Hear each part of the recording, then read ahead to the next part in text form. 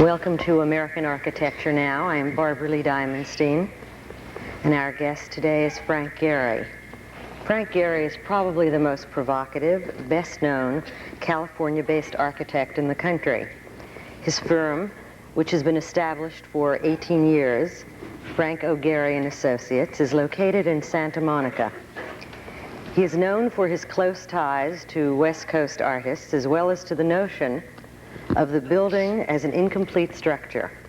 He is also especially interested in the use of industrial materials and in the making of his art from plain objects such as chain link fencing and plywood. You are a spokesman for what you call, in a rather dramatic exaggeration, if I may, cheapskate architecture.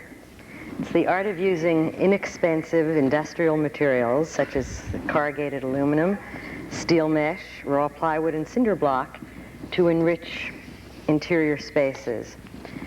Perhaps you might tell us when and how and why you were first inspired by the idea of industrial materials utilized for aesthetic effect. I had a lot of poor clients. I guess the first turn-on for me was at the, do you remember the Jewish Museum show on primary structures in 67, I think, 66? I think long I ran into Carl Andre's work, and I first got interested in Donald Judd's work. And the idea that that you could make a work of art out of anything.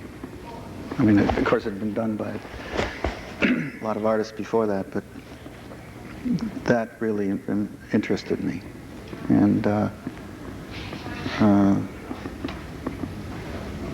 I'd worked on, I'd done some work with corrugated metal.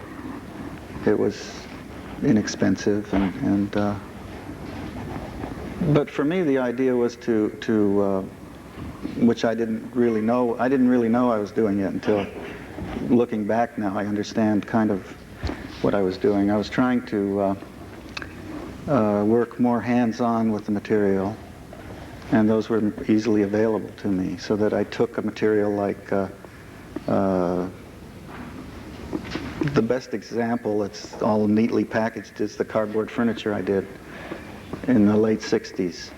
Where I got interested in the cardboard and actually built structures in the office by myself with my guys, more like a sculptor works directly, rather than doing a drawing and have it made. We worked with it, and I'm not saying that I build my own houses and so on. Was your first expression of that in an exhibition for which you designed the installation? As I recall, that was in the LA County Museum in about 1968 when you did the installation for Billy Al Bankston. Right. Was that the first expression, and what did you do there?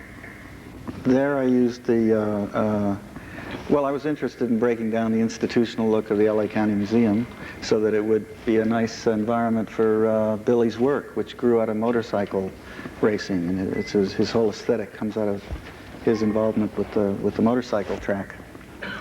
And the LA County Museum just didn't have that kind of, I mean, the institutional quality just fought it. So I did a series of rooms using just raw plywood.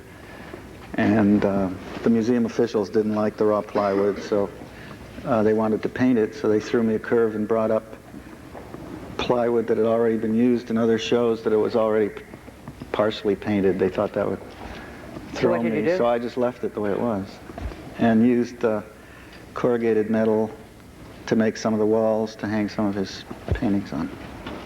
And the first job that expressed that aesthetic was a small hay barn, I think, in San Juan Capistrano. Yeah. Can you tell us a bit about that?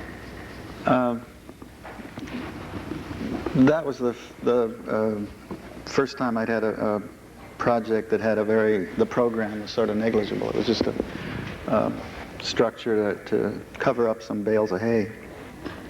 And the form it took didn't have any, it could go anywhere.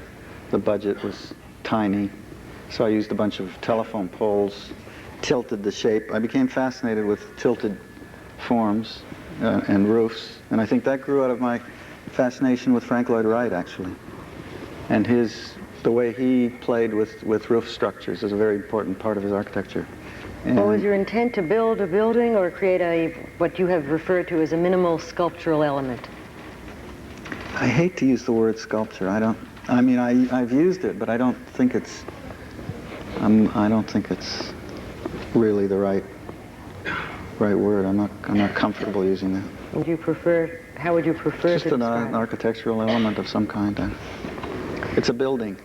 Well, it was a building like none we had seen before. Yeah, I got interested in the when I tilted it, and the reflections of the sky and the metal made the building disappear at some times, and then that proportion of that hay barn came back in a small house I did for Wagner. That's not going to be built, I guess, but it's a similar aesthetic and a similar design. It keeps coming. It keeps reoccurring. Some architects enrich their early training with stage design or furniture design or graphic work. After you came from Toronto, where you were born, you worked your way through architecture school as a truck driver. Has too much been made of that, this Jack Kerouac California funk connection? Is that really what you're all about? Does that persist in your work? Or is it rather a poetic reference to some of the tough materials that you use? Boy, I don't know how to answer that one. I'm not. Well, you still think of the... I've decided recently, I've been designing a show for the constructivist show that's going to open at LA County Museum. Can you talk just a bit louder, Yes. Frank? I think it might be a little difficult for the people. I'm working on a show into the LA County Museum that's a show of American-owned constructivist paintings and structures. And I decided that that feels so much like home that maybe my Polish-Russian background is coming out. There might be more to that than to the truck driver or to the... Maybe it's in the genes. DNA. Mm. You describe the building as an unfinished journey. What does that mean? Well, that's just recently I started. I always find that I start out to do things only with the idea of doing a good job. I don't have any notion of that direction. It's only after the fact that I somehow find words to describe it. And I guess I was interested in the unfinished quality, or the quality that you find in paintings that look like, for instance, in Jackson Pollock or de Kooning or Cézanne, where it looks like the paint was just applied, and the very finished, sort of polished, every detail perfect kind of architecture seemed to me to not have that quality. And so I was interested in trying that in a building. And the obvious way to go about it, I guess, was the wood studs, the unfinished wood studs. I mean, we all like buildings in construction usually better than we do finished. I think most of us agree on that. You know, the structure is always so much more poetic than the finished thing. That I started working with the studs exposed and leaving them that way, encasing them in glass in the case of my house. But it was just that kind of idea. I tried to uncover the evolution and the genesis of your work. It's obvious to all of us that your intent is certainly not the elegant and hermetic architecture that we see very But I often. like marble, you know, don't get me wrong. We're going to come to those very serious projects of yours soon, those $50 million projects that you happily have one going on right now. But for now, I'm making the contrast to the kind of elegant and hermetic architecture that we generally associate with the East Coast, or with Europe, but as contrasted to the kind of Zenga of California and the oriental shores of the West that your work reflects. Does part of it relate to regional differences in taste? I would guess so. I would think that there's a regionalism in my work, but I'm not sure how to characterize it. I would think that if I tried to do my house in New York, I would have a lot of trouble. You had a little bit of trouble out there too. But is the East Coast more knowing and the West Coast more experimental, and the cliche of the Midwest being I always more thought the East Coast was more open, and there was more I mean, there are more ideas floating around here. There's more acceptance of or seems to be more ideas being thrashed around. In L.A., you don't. I mean, we don't see any. I don't see anybody. We don't get together. There isn't the kind of close, tight circle of architects that you have here, where you're talking to each other every day.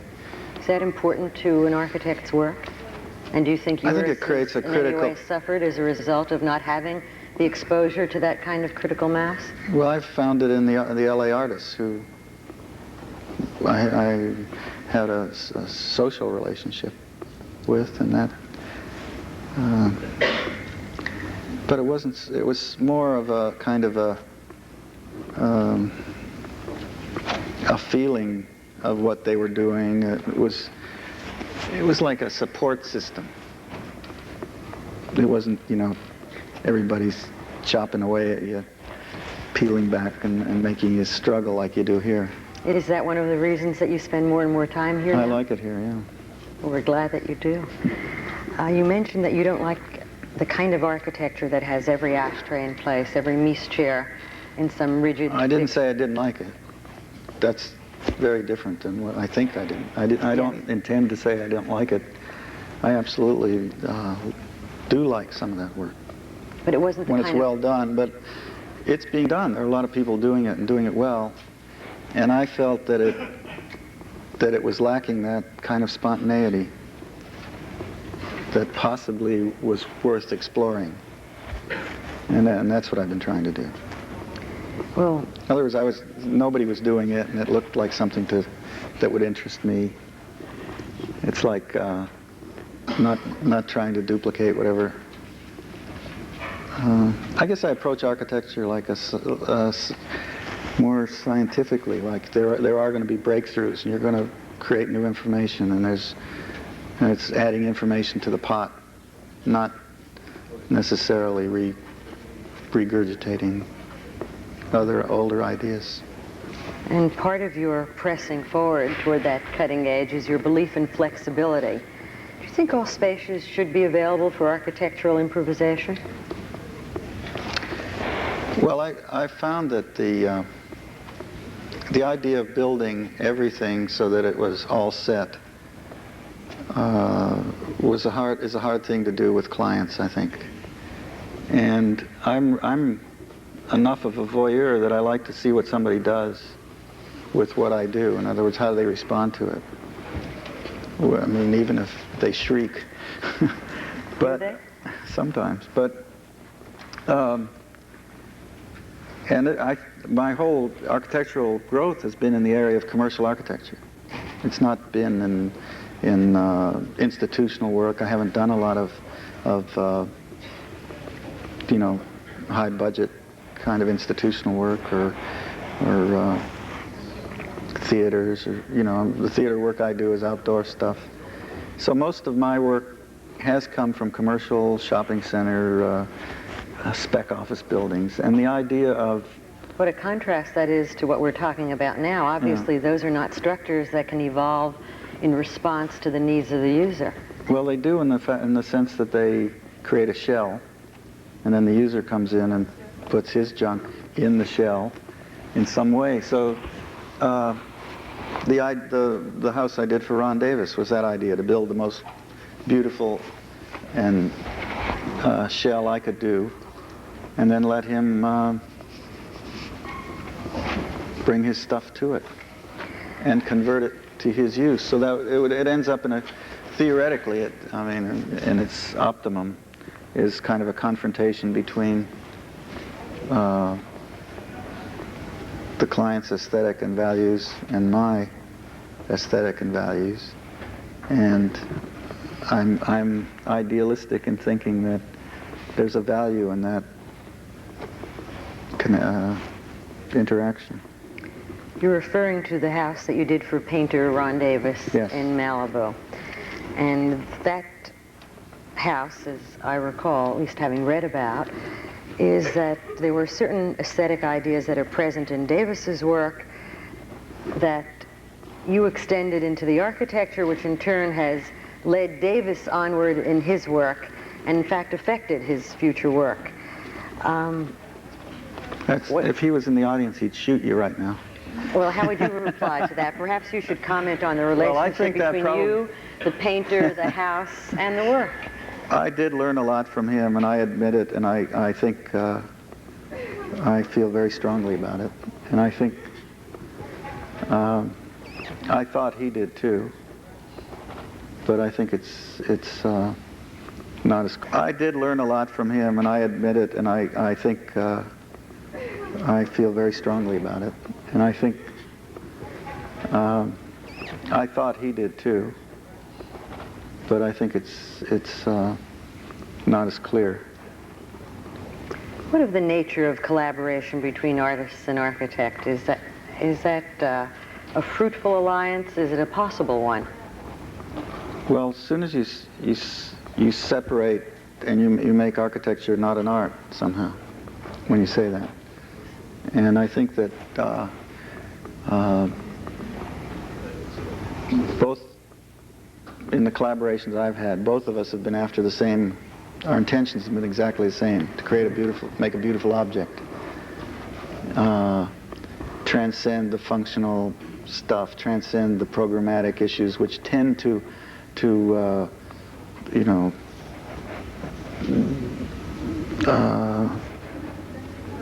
they tend to create sort of false security of some kind, that the building works for a certain period of time because it solves a particular problem. And so when you start to, in the case of the Ron Davis house or in the case of the work I'm doing now, where you start to think of the building as a shell and as an object that somebody else comes into, then the intention's is no different than Richard Serra making a piece, in a sense. You know, I mean, there's the same kind of intention, and so I think that it's like collaborating with anybody. It's not. It's not different than collaborating with another architect or an interior designer. Well, on the ideal with an engineer, it is different, yeah. But I think there's an interesting exchange of ideas.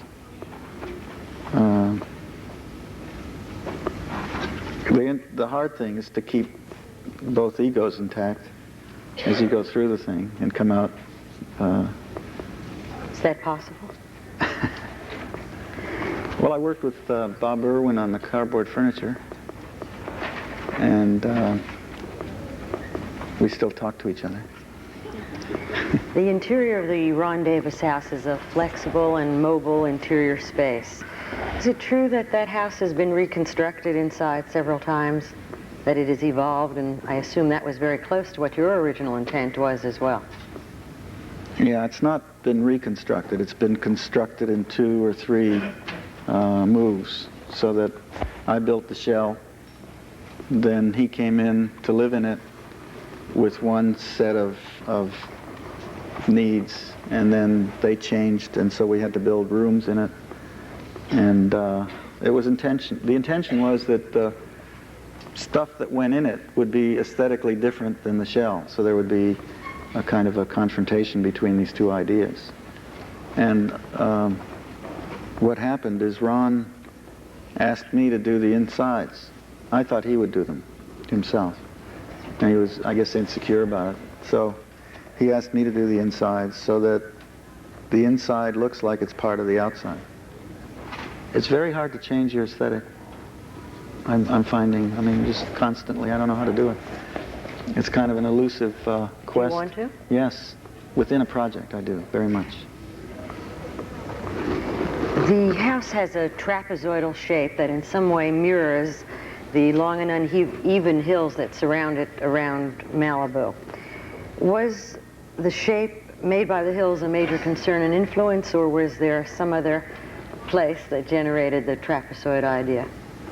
Well, the trapezoid grows out of his paintings.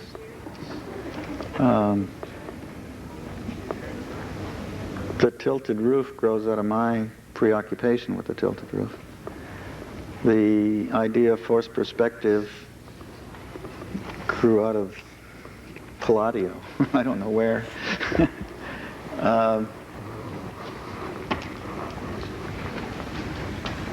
I was nervous about that project because I thought that the extent of the angle, the degree of the angles, The right angles that fill the entire... might be too large, and it might get bizarre and make you feel uneasy when you're in it and so on. And it was very restful. In fact, that building unlocked a whole lot of other possibilities for me. And I spent a lot of time there, sitting and looking at it for a lot of evenings, a lot of days, just looking at it, watching the reflections, watching the, which helped me in my house. What were some of the possibilities that were unleashed? Well, the idea of you couldn't, because nothing was parallel, you couldn't predict any of the, I mean, this is obvious after the fact, and I should have known it, but you couldn't predict where the shadows and sunlight and reflections. You know, if you got a rectangular box and the windows are rectangular and everything's straight, you pretty much sense where things are coming from. But when they're not, then you get a different take on it, and that became an interesting part of my book that I'm using in my vocabulary on my new work, so that I am playing with reflections in a predictable way now. You said earlier when I referred to, I guess, the house in San Juan Capistrano, I referred to it as some sort of minimal sculptural element, and you were reluctant for me to use that word. But in the past, it's a word that you've used I know, yourself. I don't know what else to use. And you've used it frequently, and one of the things that you said, I used it if I badly. may, is that you were a frustrated sculptor, that you work in model form and scale models, and you cut away like a sculptor does with clay. Does that still hold true, no matter by what word we describe it? Yeah, I don't know how else to describe it, but I do work that way. That's true. Do you still think of yourself as a frustrated sculptor? I'm not frustrated. That's heavy, huh? How do you define the difference between the way and the work process, the way an architect works and the way an artist works? Well, an architect, but the process of doing architecture is to work through a set of ideas, through a set of finished drawings given to the field for construction, and everything's got to be on that drawing, or else you get killed with extras and so on and so forth. So there's a process that forces a kind of precision. I mean, it's a... Costs. Yeah, but the whole thing forces... I can see why architecture tends to be so precise and finished, because to build in the unfinished idea is very against the system of building, unless you get out there and work hands-on with the materials, which is something I've been urging students to do, rather than go to work with a big office and become cynical in 2 years. It'd be much better, I think, to go in the field and hands-on build. It's a more positive and a more optimistic kind of attitude about work. And when the artists I know that the sculptors work, there's sort of a free play idea.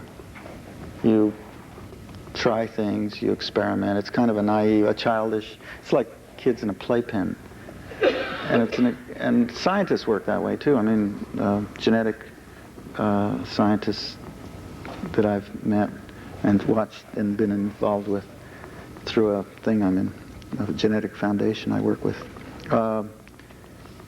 seem to work similarly. It's kind of like throwing things out and then following the ideas rather than predicting where you're going to go. So that artists... So you press for a predictive quality now in certain parts of your work? Predictive? You said that before, that even, I followed what you said, that even the angles can now be predicted, that they're not quite so, I don't know if the word is haphazard or spontaneous. Well, I think that even I said that. I did. That is a contradiction. What I was saying regarding the reflections is that I was aware now of a different attitude about them, so I sort of deal with it. But then there's infinitely more there than I'm aware of in advance. I'm always surprised. You mentioned earlier that it was the artists and sculptors in California to whom and with whom you spend a great deal of time talking, and perhaps in a social setting, but nonetheless refining ideas, I assume, larger ideas, if not for specific projects. No, we rarely talked about our work. It was very interesting. It really was 95% social, but it was like a support system. People would come to my buildings and look at them, and I felt some kind of, the people whose work I respected. So it was that kind of... To the work of which artists who are now at work do you most respond? Which of them had the greatest influence on your from out evolution? there? From anywhere. I don't know. Ed Moses was a very important person in my work, only because well,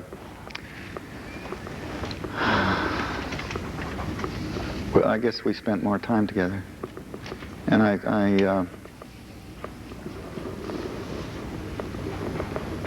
there was an attitude he had that appealed to me about working.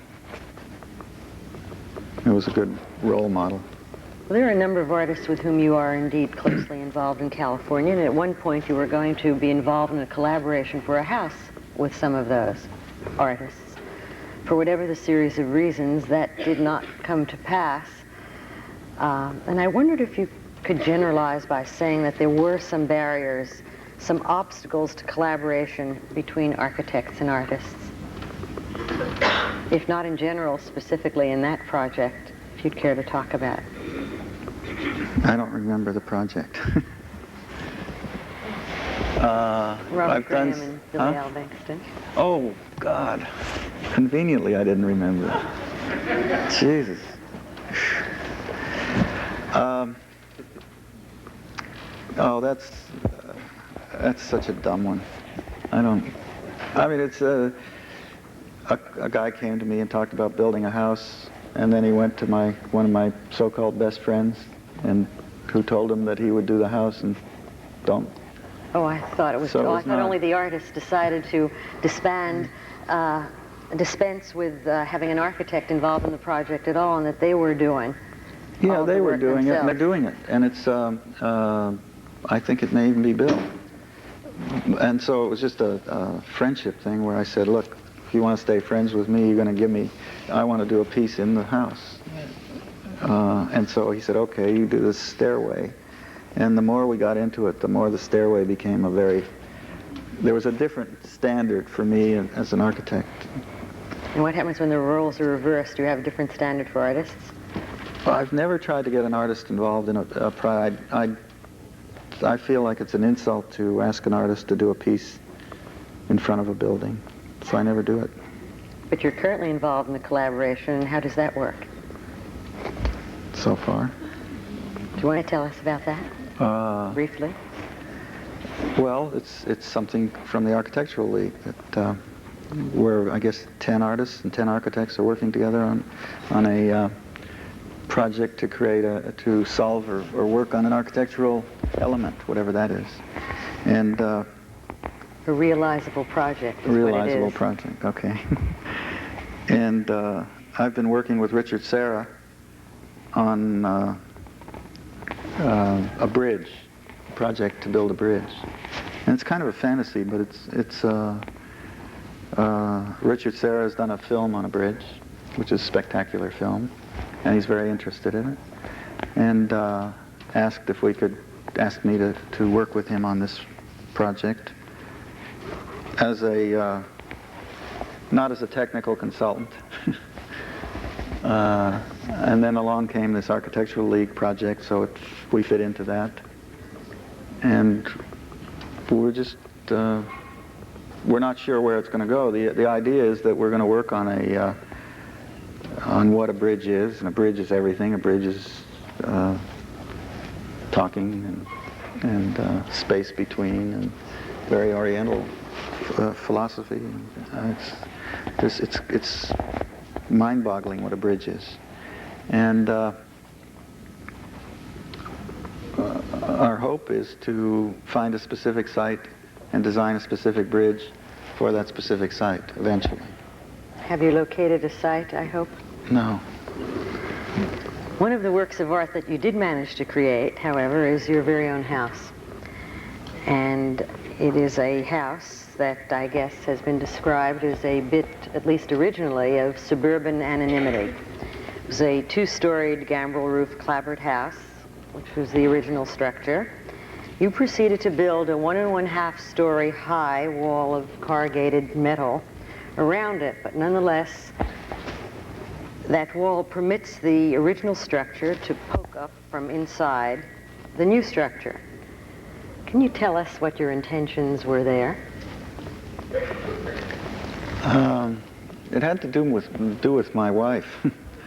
She found this nice house, and I love my wife, so she found this cute little house with antiques in it, and very sweet little thing. And we were having a lot of problems getting a house. This house is in Santa Monica. Yeah, so we bought it at the height of the real estate boom. We paid the highest price possible. $160,000. $160,000. It's a lot of money. A year earlier, it was Stucco 40. Talk about desperate moves. I always do that.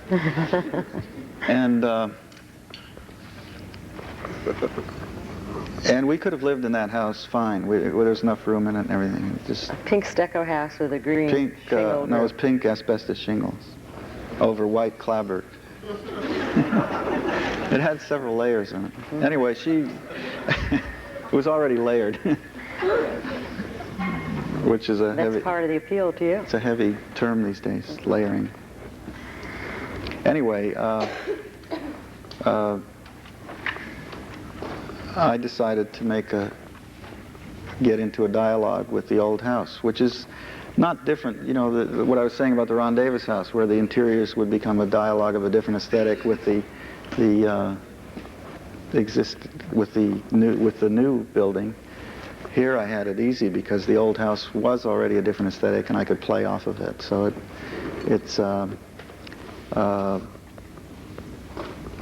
but I wanted to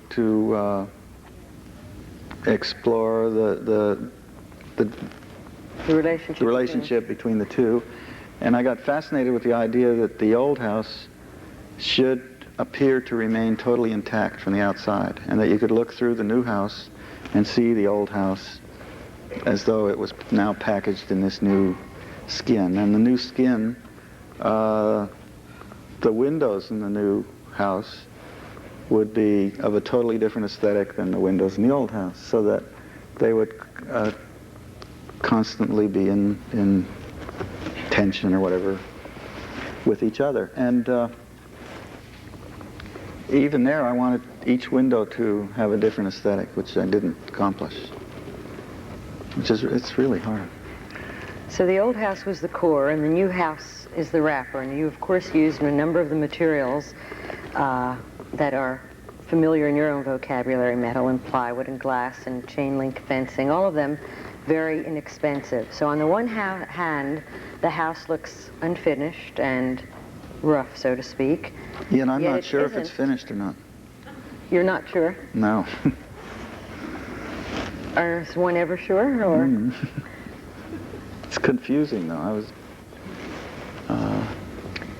I was wondering the other day what effect this had on my family.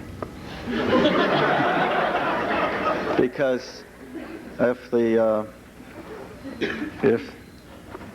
because I've noticed my wife leaves papers and stuff around on the tables, and so that there's a kind of a chaos happening in the organization of the house, or the organization of how we live in the house. And I was beginning to think that it has something to do with her not knowing whether I'm finished or not. Well, I thought there might have been another cue, if I may, that you have given to the occupants, and that is even when that house was photographed, as contrasted to most photographs with 3 perfect lilies in one place and 2 books in another, you had, what do you call it, that you washed, soap powder for the kitchen sink, on the kitchen sink, some of the doors open. It was very much a lived-in environment, and I assumed, and in fact it was quite evident, that this was a deliberate structuring of a photo to reflect an environment in which people, real people, lived real lives. Well, it wasn't structuring the photo. What happens every time It was somebody... taking a photo of the way you lived. Yeah, well, what happens is when the photographers... I've had a lot of photographers there now, and each one comes in and has a different idea of how the place should look. And so they start moving the furniture around, and if I get there on time, I start putting everything back. But that's contrary to what you originally wanted, this flexible room. But you're the user and they're not. Right. So it really should respond to your needs. Well, I like the comfortable feeling of just having this stuff all around. How did you feel about the reaction of some of your neighbors who felt less than comfortable and somewhat, perhaps even surprised and sometimes originally angered and startled by what you had done to a house that was the pride of their neighborhood, they felt?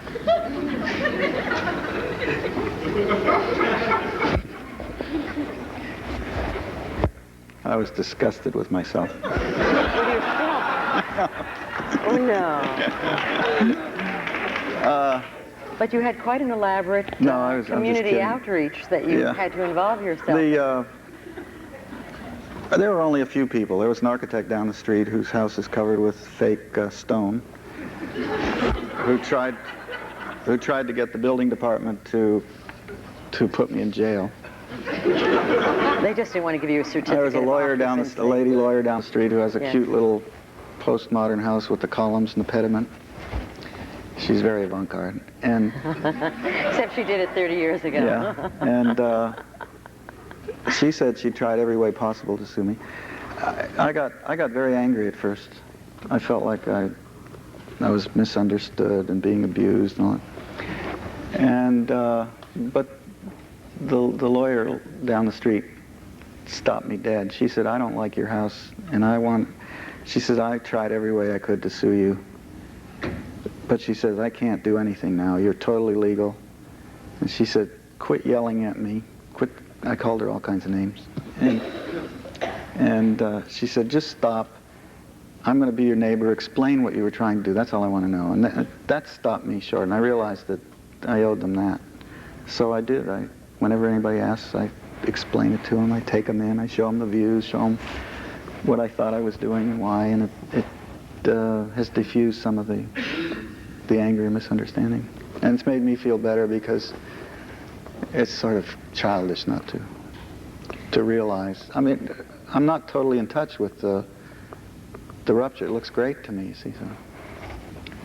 Did you explain to your family what your intentions were when you placed the dining room in the driveway?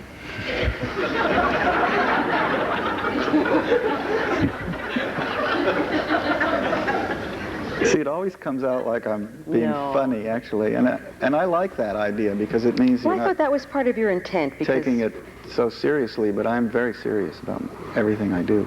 Well, after we finish the discussion of this, you might describe what I just referred to, because that does relate to, again, the inside and the outside, and the former driveway is now the existing dining room in between the first structure and its wrapper. What did you ask me?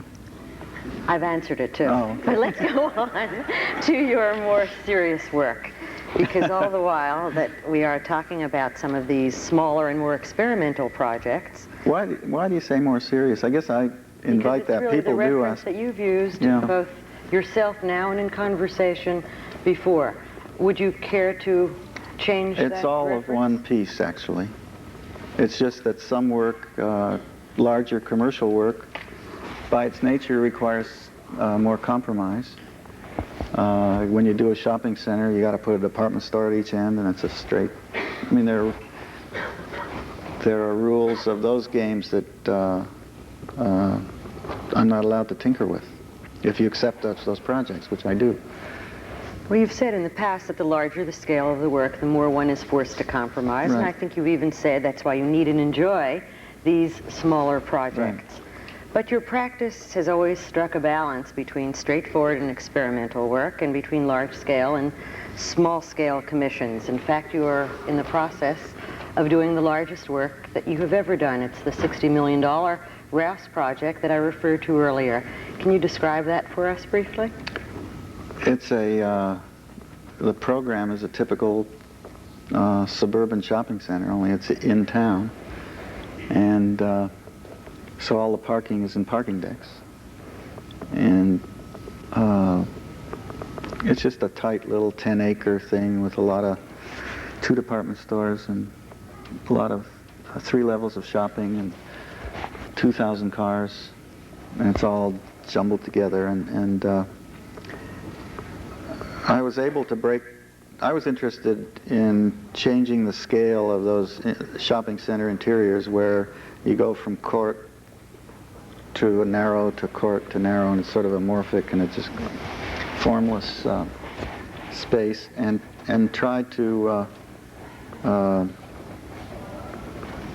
make, again, different architectural statements along the way, which which are hard to do, but. And I was able to get the central court as a separate building. The outside has small vest pocket parks, I guess you'd call them. The entrances are set back, and each one of those has a different character, or tried to. But they tend. One of the things that the client did agree with me on in this project was that in a suburban location, maybe it made some sense to make it all a homogeneous kind of architecture, although I'm not sure even there it couldn't be done differently. But in the case of a downtown where there are a lot of old buildings, new buildings, and the texture, I wanted to keep it in the texture, the language of the existing downtown. What were the materials you used? No. Chain link, and there's a garage that's 300 feet long, 6 stories high, that's covered with a curtain of chain link. It's just hung like a curtain in front of it. And the rest is stucco, and one of the garages is covered with metal. Not corrugated, just plain. You made reference several times during our conversation to the cardboard furniture that you have designed in the early 60s. And it's a reference that I think is particularly striking because for a very long while you have been interested in both the economically and aesthetically affordable, and it fits in obviously with your use of, so to speak, cheap materials. Would you tell us a little bit about this line of furniture that I think is quite splendid, and I don't know if it's ever really reached a wider audience. I saw it long before I ever saw you, but I've only seen it, frankly, in one place quite a long while ago. And if you would describe this laminated cardboard furniture and what has happened to it? Well, the idea still exists. It was a difficult time for me because It's the material. It was shown at Bloomingdale's, and they were selling it as in retail, and they were selling a lot of it. How durable is that? It's held up very well. 10 years, 20, 15 years. I have pieces that are, let's see, I started in about 68, 69. So they're still around. There's a piece at the Museum of Modern Art in the basement. I hope everybody will take a run on the place and request The it. study center. They don't like it when you come and ask for it.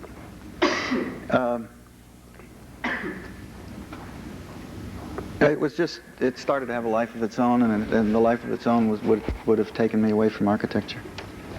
That's the simple. If I had made an arrangement where I got a royalty, the thing would have worked. But the people that backed it didn't want that kind of relationship. They wanted me to be, if they were going to put in money, they wanted me to be more personally hooked to it. And it was a frightening thing when I got to Bloomingdale's and saw people buying it and coming at me from all sides, and I couldn't hack it. You don't feel that way when they use either a shopping center or a building? No, because I don't have to continue in the involvement. The corrugated could have become probably, at least for a short time, a fairly big business, judging from the way the people who wanted to support it and back it. And I think that it could still be done. I'm surprised that somebody else hasn't used it or done it. I have patents. I hold the patent rights, but I don't know. So then do you see your work as part of, be it furniture or a building, as part of a larger stylistic trend that others should participate in? Or do you see your own work as... Well, I think of necessity, we're probably going to have to participate, just looking at the way the economy's going. I mean, you're having to build cheaper and cheaper. At least the clients I have are... Has your work been imitated, do you feel, by other architects as yet? I hope not. I haven't seen any imitators. Oh, you know, people use corrugated metal, people use chain link, but it's not, I mean, I didn't invent chain link and I didn't invent corrugated metal. So I hope I'm not trying to start a school of architecture. I am trying to respond to a particular time, because I don't think you can escape. I don't believe you can jump out of your time, out of your milieu. And I think maybe there's some relevance in terms of the economy, in terms of understanding that you can make buildings with that don't have to be quite so completely finished, and that there's a value in it in terms of livability, in terms of people being able to bang nails in the wall and stuff, that everything isn't, it can survive and be strong without all of the perfectly organized furniture. And is that what you mean when you refer to invisible architecture? Oh, God, you have to ask me that one. I had a funny notion that you could make architecture that was, that you would bump into before you would realize it was architecture, or it was, you know, something. And I deluded myself with that idea for a long time. And obviously, I haven't been able to do it. I'd love to do that. Probably Venturi gets closer to doing that than anybody I know, right? And how do you compare your aesthetic and the intent of using everyday and familiar materials to the way he does? I think it's quite different. He's into a kind of a story, a verbal polemic. I don't know. It doesn't fit the same groove. I'm really interested in this hands-on thing, and not telling stories. Well, we're really interested in what you told us this evening, including the stories, and thank you for sharing your innovative and imaginative design ideas with us. It's little wonder why your colleagues on both coasts regard you with such respect. Thank you very much for coming to be with us tonight, Frank Gehry, and thank you, audience, for coming too.